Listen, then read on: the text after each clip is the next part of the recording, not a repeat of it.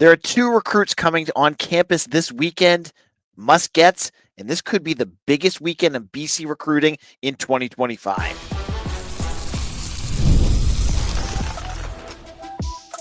You are Locked On Boston College, your daily podcast on the Boston College Eagles.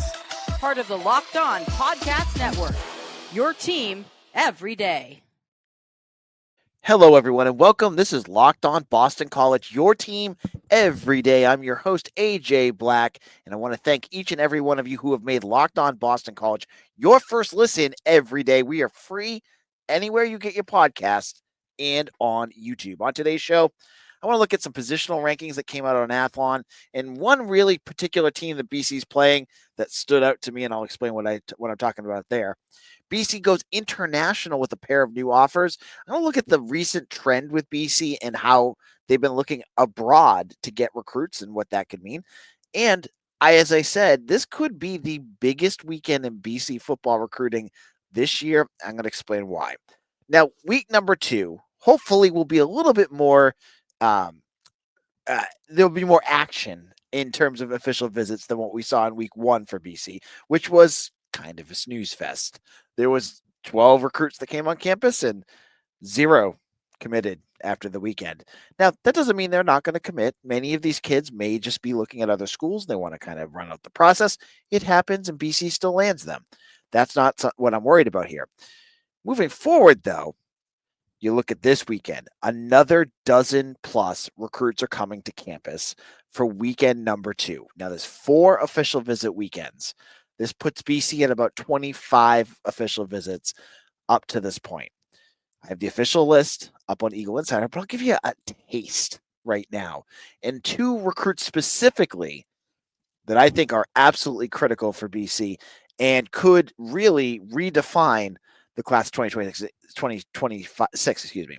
Now, if you are an everydayer and you've listened to me talk about the class of 26, you know both of these names. I brought them all up on multiple episodes now.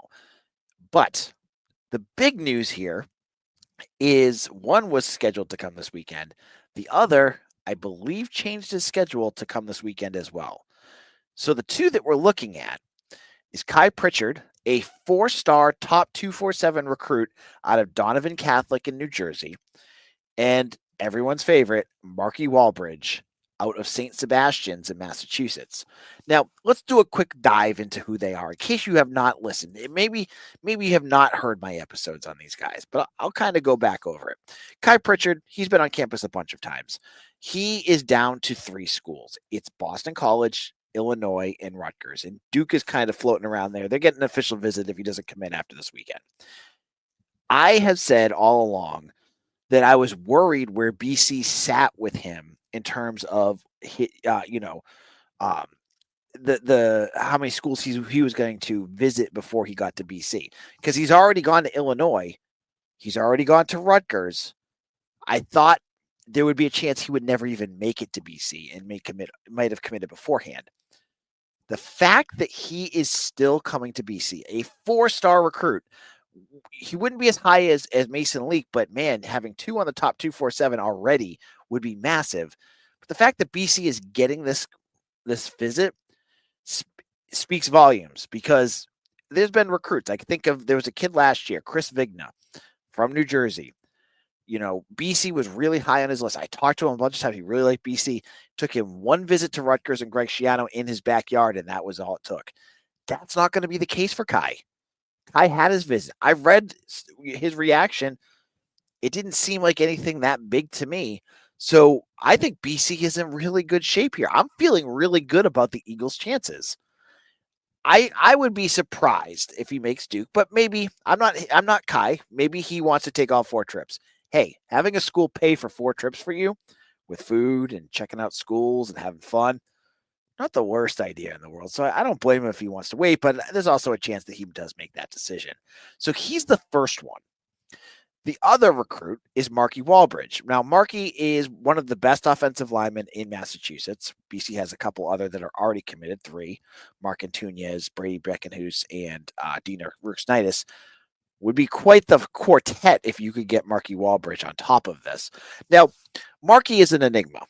And you gotta respect his style, because while so many kids go out there and post and tweet and do all this stuff and do a million different interviews, Marky doesn't do any of that. He's quiet. He keeps to himself. He doesn't do camps because he feels. I would guess he feels pretty confident in what he can do, and from what I've heard, it's pretty darn good. So no one knows where he stands on anything, and that's made this a bit of a mystery. And that's, you know what, a mystery in comparison to an open book is probably a great thing for Boston College. Now, he took his first official visit last weekend to Penn State, and he has an official visit to Michigan, and I think that's it. But he has open dates in there, so I wouldn't be surprised if he adds something. I mean, he's been offered by Alabama, Ohio State, Florida. There's a bunch of schools that could sneak in there. Now, where Marky stands and how BC could could BC land him? That's the whole point of this mystery. I have no idea. The fact that he's getting an official visit is a great sign, because you get, obviously, when you're a Boston College and all these blue bloods start running in, the odds stack up against you. And honestly, the odds stack up that you even get the kid on campus. And the fact that you're doing that already is a great sign for BC, because he clearly cares about BC, or he wouldn't be taking those trips. He's quiet. Maybe, I don't know, maybe he wants to be closer to home. There's kids that want that. There's kid. I mean, when I went to school, I'm from Massachusetts. I didn't want to go far away. I'm a homebody. Maybe he's like me. Maybe he wants to stay close. Maybe he likes Boston. I don't know. But this is going to be an interesting one. I am absolutely fascinated with Marky Walbridge's recruitment, because I was talking to, I've talked to other people at 247 and multiple people, and we're all kind of just like, don't know on this one. And so I'm going to be in the same boat as you guys. He doesn't talk to people, so we'll have to wait and see. But think of it this way. How you had last week, and in the kind of, I would say, disappointment that nothing happened. This week, you have a bunch of names, and the other names are up on the site. I'm going to talk about just these two. If you think about the multiple ways of success that this would prove if you landed Kai Pritchard and Marky Walbridge, you would add one of, if not the best recruit in Massachusetts. It's arguable because the other kids just go to camps a lot, so Marky is at a bit of a disadvantage, but I think he's one of the best. And a top 247 offensive lineman. So two recruits with huge offer lists, one that would give you your second 4-star, and that would give you, if you landed both of these kids, you would have now, if my math is correct, 6 offensive linemen. 5 of them are from Massachusetts. All of them are from the East Coast, in the Northeast, if you want to consider New Jersey, which I do. These are massive, and they could change the entire tenor of the discussion of official visits just in week 2. So these are going to be things we're going to be watching for, because if BC can land, forget about the other kids that are out there. Marky and Kai, you get both of those, your offensive line room is jam-packed with talent. You are now having a class of 26 that is very well on their way to being one of the best that you've ever had in the last 20 years. This is huge. Obviously, Carter Gooden's going to be the one that's going to come down the road that could really solidify things. But this weekend with those two, keep an eye out. We're going to see what happens here. In a moment, I want to talk about the mega camp. It was pretty mega from what I've heard. But there were 2 offers that came out of it that had me thinking about one of the newest trends with BC in recruiting, which is going overseas. We'll talk about that in just a moment.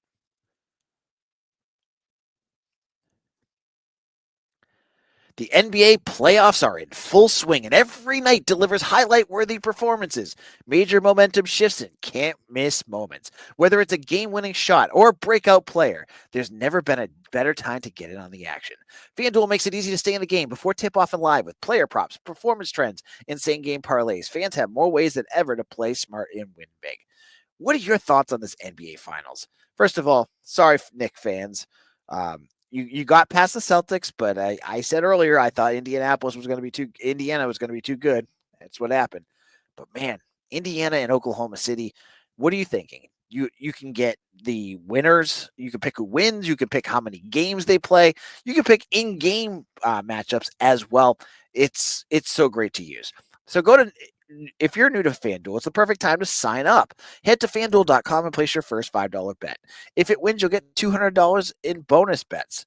Make every moment more with FanDuel, the official sportsbook betting partner of the NBA. This is Locked On Boston College. I am your host, AJ Black. I told you guys, all my first listeners here, this is the month where I could cut back on my shows. And I said, nah, June is too packed with recruiting and getting ready for the season and preseason stuff. I can't. I'm too addicted to this game to not do 5 days a week. And so you're getting it right now.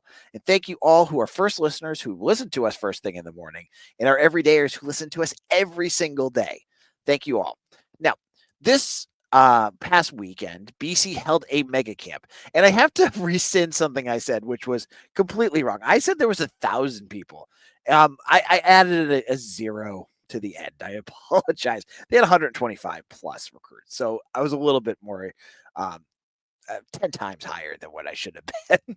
But it was still a huge camp. 10, and two of the four offers that came out of it, because part of these camps is for the staff to be able to look at these recruits, as we said on the other episode, and evaluate and see if any of them they want.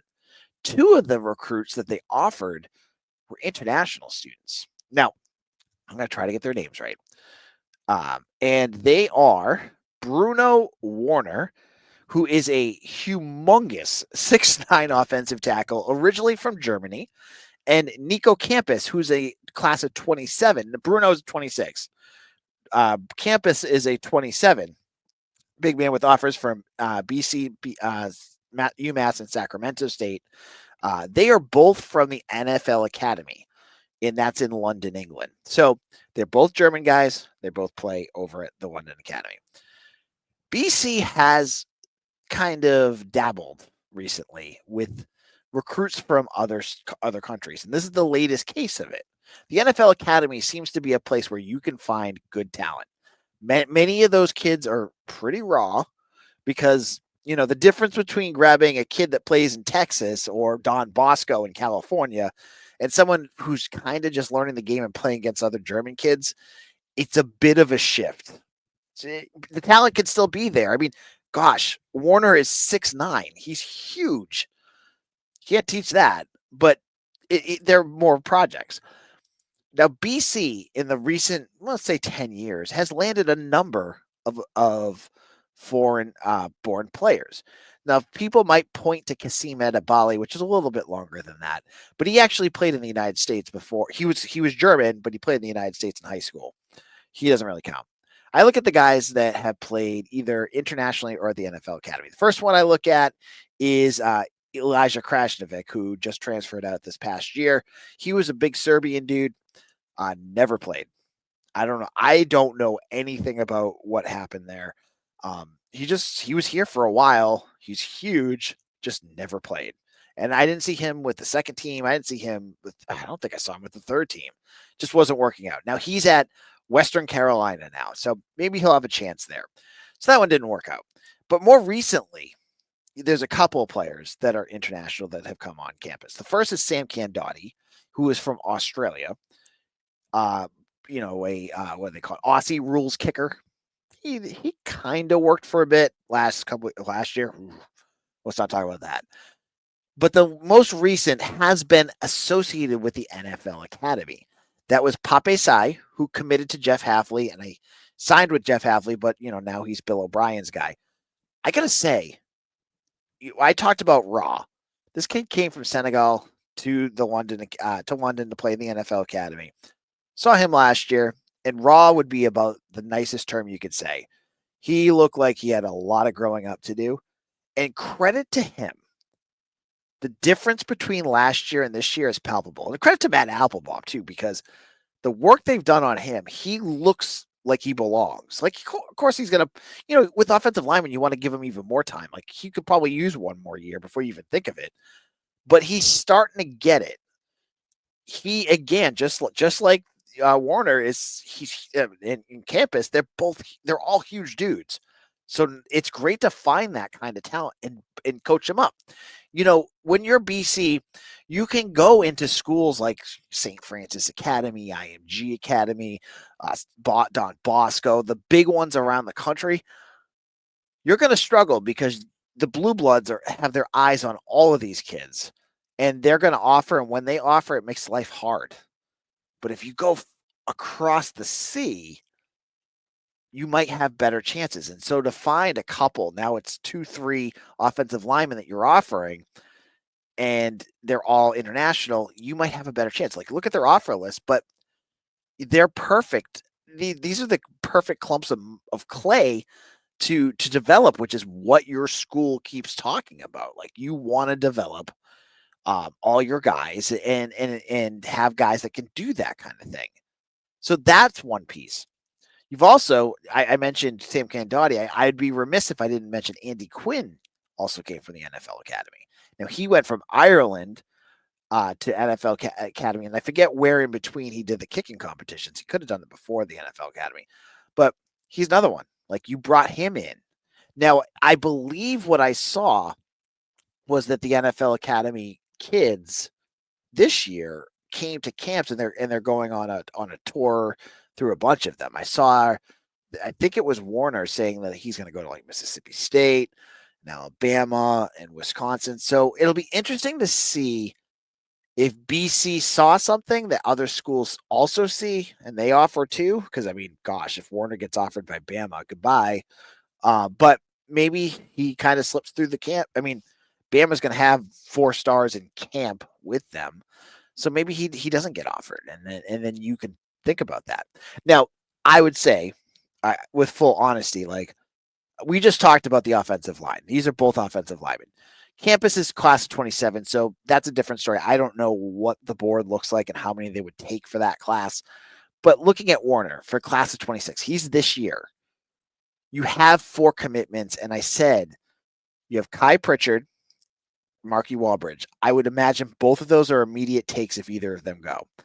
You have Charlie Tom, who was just here last weekend. I can't imagine they're going to go with more than 2 more offensive linemen. So I don't want to call Warner a backup plan. Kind of is what it looks like, but that's kind of where it's at, right? You got your 2, Pritchard, Walbridge. You got, Tom, who, maybe they would take him too. I'm not sure.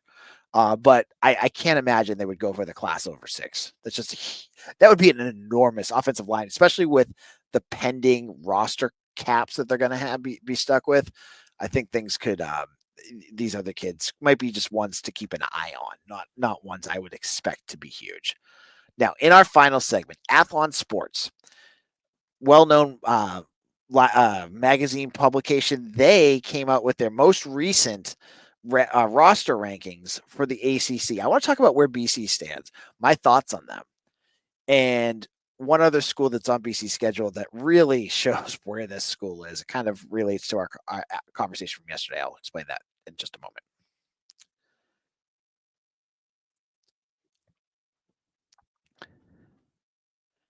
Welcome back. This is Locked On Boston College. Now, let me tell you, if you're looking for a second listen, a show after this, you need to check out Locked On College Football with Spencer McLaughlin. He talks all about everything going on in college football. If you're looking for a more national perspective, Spencer's got it locked down. Check it out on YouTube, wherever you get your podcasts. Now, let's look at the Athlon article. Now, if you have not checked out your local magazine racks, I don't know who still does that, but many do. You'd see that Lindy's and Athlon have their fall football previews out already. Now, if you further look into it, you look at the guest writers on both of them. Both Boston College previews have been written by this guy. I wrote both of them, so you get to see that. I don't know how they edit my stuff, but it's all in there. But I'm not here to talk about that. What I loved about Athlon is they broke down the positional rankings in the ACC. They did it nationally too, but BC's not going to have any nationally ranked positional groups this year. I can tell you that. What they did do for BC, I thought was pretty fair. They ranked BC by their positions. And the one, I bet you all can guess which position BC was lowest at that I said, wait, that does not make any sense. What was that? Yeah, quarterback. Quarterback was 12. Can you guess who's ahead of them that's going to get me all riled up? Yeah, Florida State, who's at 8. Yeah, Florida State with the guy that you benched is at 8. Yeah, no, that's the one, and I'm not going to get into that. I've railed about that enough, but that was on there. I looked at the listings, and honestly, the only gripe I really have is I think linebacker is kind of low. I think BC has some good linebackers, and they are 13th out of 17. Yeah, Davion Crouch is going to be really good. And I think there's other schools that, you're giving a little bit too much more credit on. But I look at that. That was one. That's my minor gripe. I look at every other one and I'm like, yeah, 10 for running back. Fair. 9 for wide receiver. Sounds about right. 10 for offensive line. Honestly, that's kind of nice given where I would expect national people to put them. Honestly, think about this way. You got me here who has, sometimes I have my maroon and gold sunglasses on a little too bright. National folks never put BC in a positive light. 10 for a group that is in the position BC's offensive line is, I feel is pretty fair. They have 13 for the defensive line. Yeah, fair. And then 8 for defensive back, which is their lowest or highest, depending on what you want to say that. Grouping, that's what I've said. The reason I wanted to bring this up was I wanted to give you BC's. I said, right now, there's no group that you would look at and say this group is absolutely fantastic until they play. I think, as I've said before, I think the defensive back group at 8 is low, but I think they're going to get really a lot more praise as the year goes on. But if you did not check out yesterday's episode, I had Jackson Moore of Stanford 247 on. And in his most professional journalistic responses, really did not want to, he really kind of laid it in that Stanford is in deep trouble. I wanted to follow up on our conversation with what Athlon has for Stanford in positional rankings. Remember, this is from 1 to 17. Stanford at quarterback, 17. At running back, 17. At wide receiver, 17. At offensive line, 17. Defensive line, 17. Linebacker, 17. Defensive back, 17. Yeah, so that kind of really wraps up my conversation with Jackson from yesterday. Stanford going to be bad. They're going to be real bad. And so, I saw, who was it that I saw that had BC losing to Stanford? They're not going to lose to Stanford. Stanford is in a year where they're just going to try to make it through it. I mean, BC should easily win that game. Now, maybe you want to know where Syracuse is at. Is Athlon in love with Syracuse like so many publications are? I saw, not to knock our own guy, Locked On Transfer Portal had Fran Brown as one of the best recruiters in the country. Fran Brown was one of the best recruiters with Georgia. Fran Brown with Syracuse is not one of the best recruiters in the country, and that will come to be once they stop. We'll see that happen, I'm sure. Now, Syracuse, 14, 14, 15, 13, 14, 12, 11. All almost across the board lower than BC, plus they have a harder schedule. I think Syracuse is going to fall to earth this year, and this Athlon kind of agrees with me there. Now, on tomorrow's show, we're going to continue our preparation for official visit week number 2. Any new news, we got it here, and I hope to see you all here on Locked On Boston College, your team every day.